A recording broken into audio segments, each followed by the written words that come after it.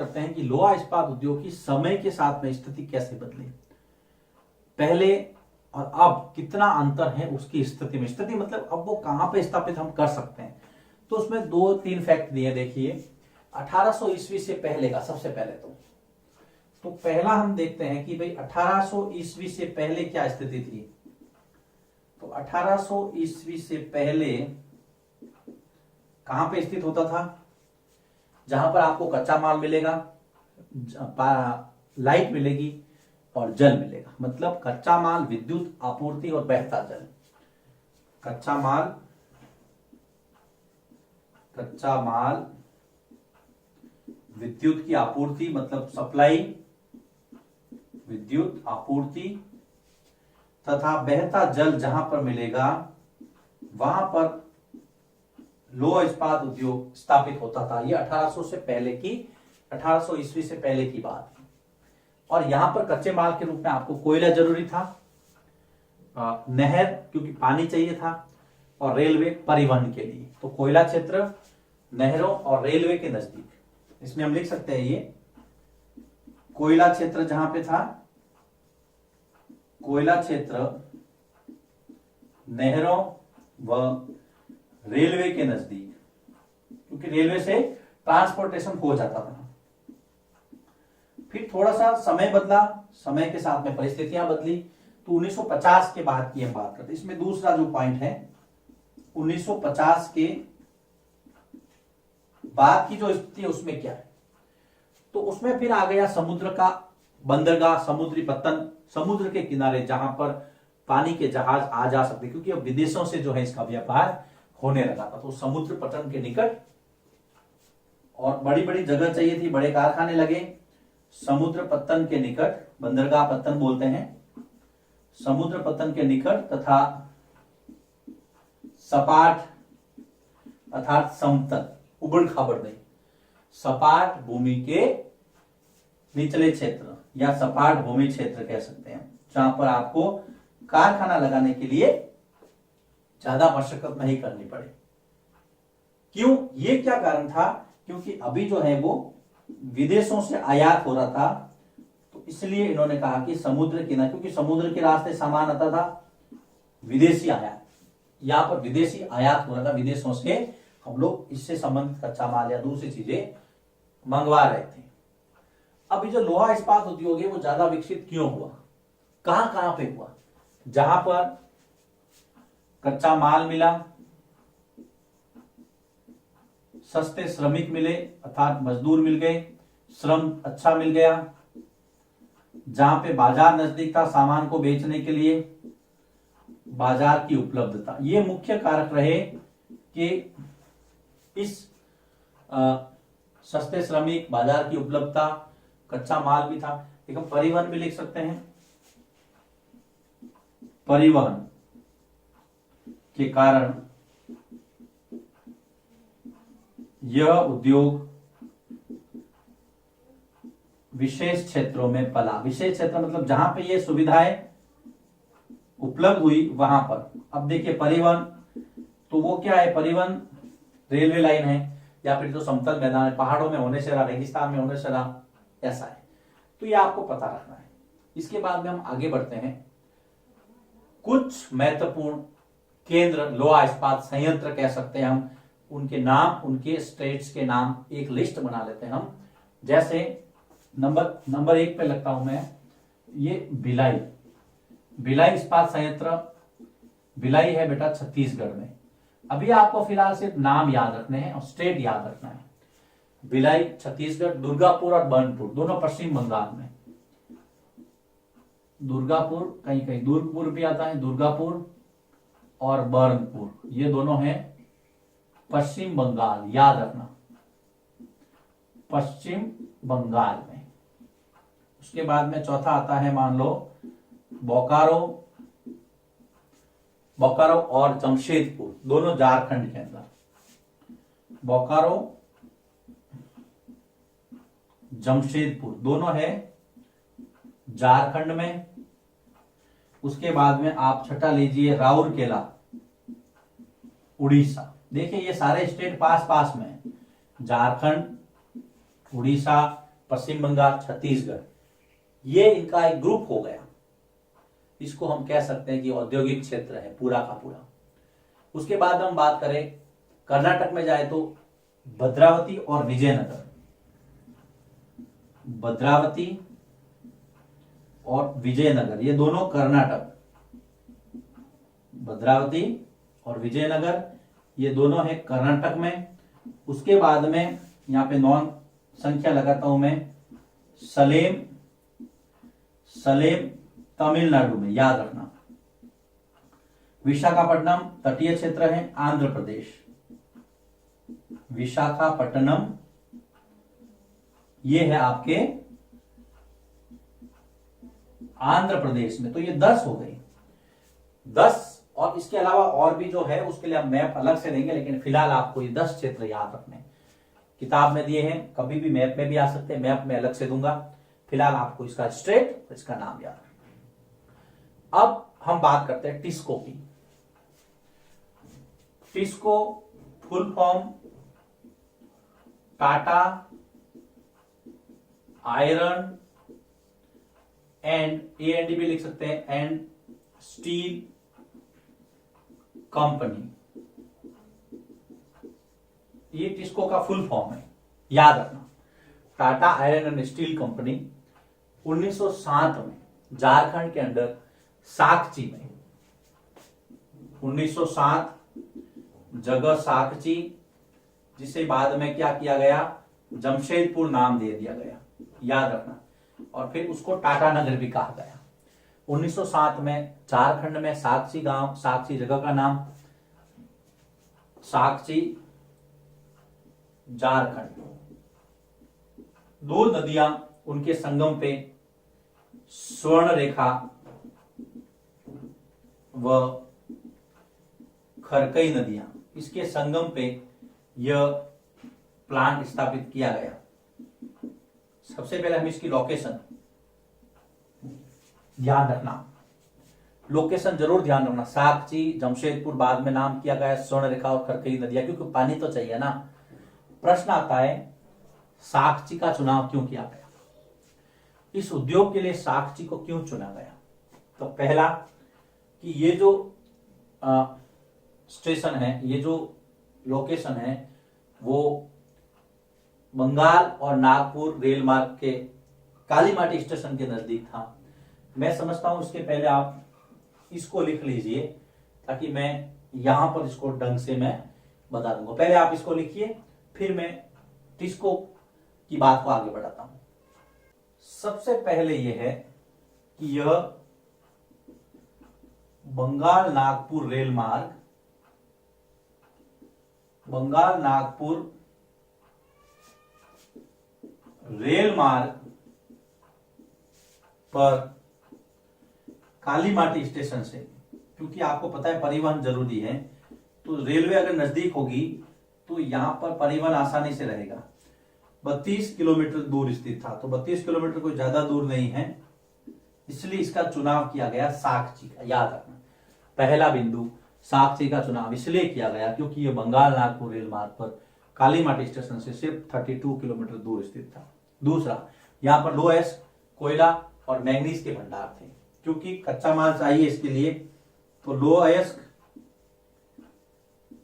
कोयला और मैंगनीज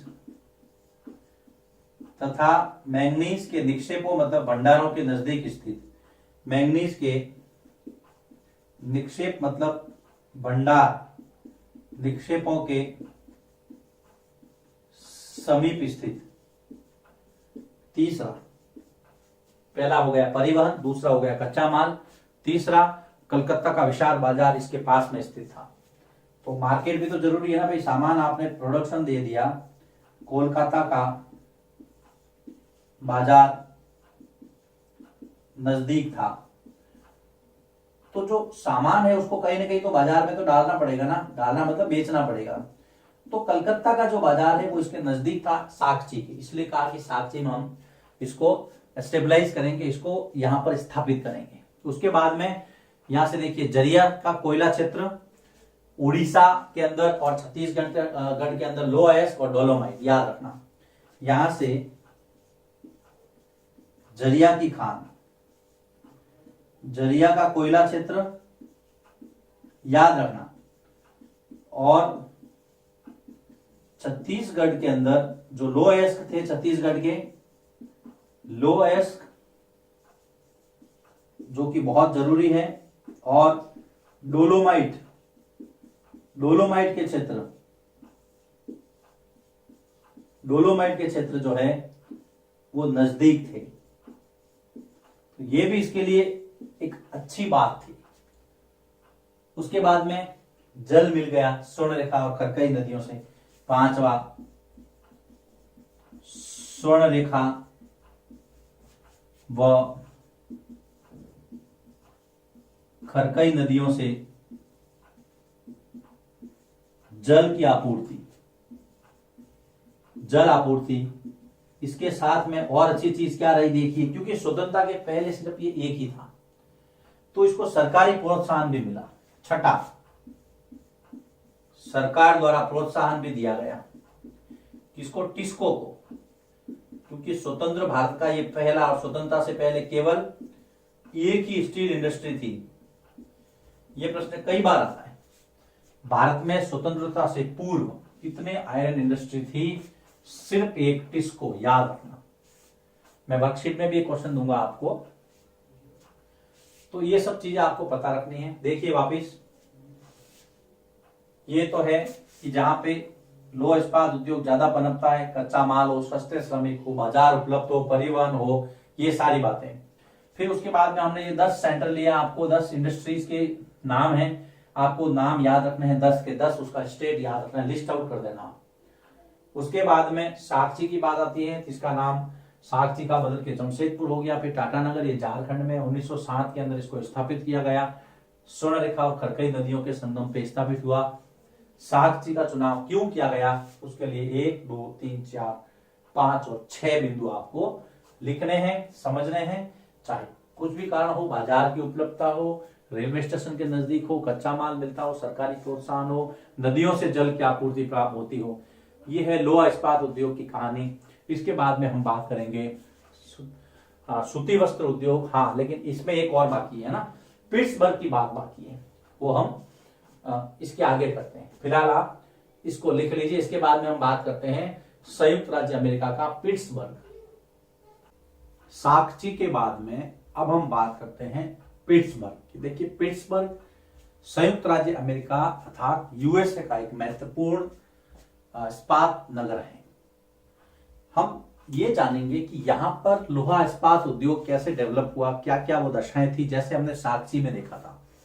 तो यहां पर देखिए, सबसे पहला तो जो रॉ मटेरियल है, एक तो कच्चा माल और साथ ही साथ कोयला यहां पर ज्यादा मिलता है, तो कोयले की उपलब्धता, कच्चा माल और कोयले की जो उपलब्धता है, उसने पिट्सबर्ग को एक स्टील सिटी, जिसको हम कह सकते हैं इस्पात नगर, वो डेवलप करने में सबसे अहम रोल अदा किया।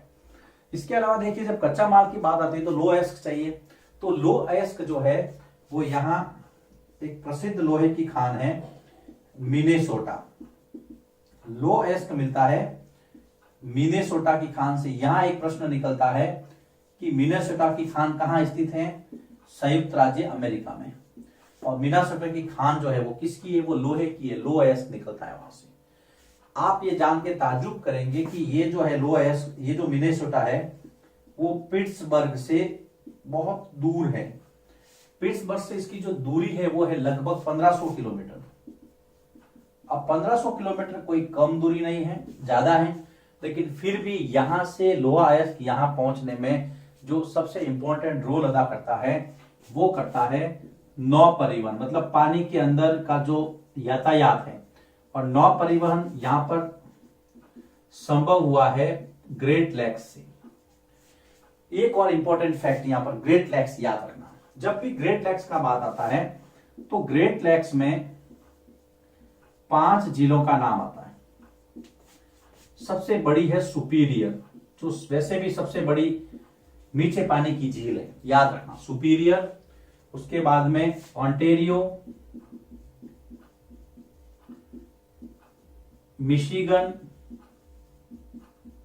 देन ह्यूरन, और उसके बाद में ईरी। 5 जिले आपको पता रखनी है। ये है ग्रेट लेक्स। ग्रेट लेक्स नौ परिवहन के द्वारा, क्योंकि आपको पता है जो नौ परिवहन होता है ना, वो सस्ता परिवहन होता है। ये भी आपने ध्यान में रखना है। परिवहन के जितने भी प्रकार है उसमें सबसे जो सस्ता पड़ता है वो पड़ता है जल यातायात। इसके अलावा ये कच्चा सामान लाने के लिए रेल परिवहन भी उपलब्ध है। रेल की भी उपलब्धता है जो कि कच्चे माल को पिट्सबर्ग तक पहुंचाता है। नौ परिवहन तो है ही, उसके अलावा रेल परिवहन भी है। नौ परिवहन में ग्रेट लेक्स आपको चित्र में भी नजर आया है। वहां आपको समझना है नौ परिवहन और रेल की सहायता से यहां पर कच्चा माल पहुंचता है और प्रोडक्शन होता है। जल की आपूर्ति 3 महत्वपूर्ण नदियां, जल 3 महत्वपूर्ण नदियों से प्राप्त होता है। एक तो है ओहियो, याद रखना, मोनोगेला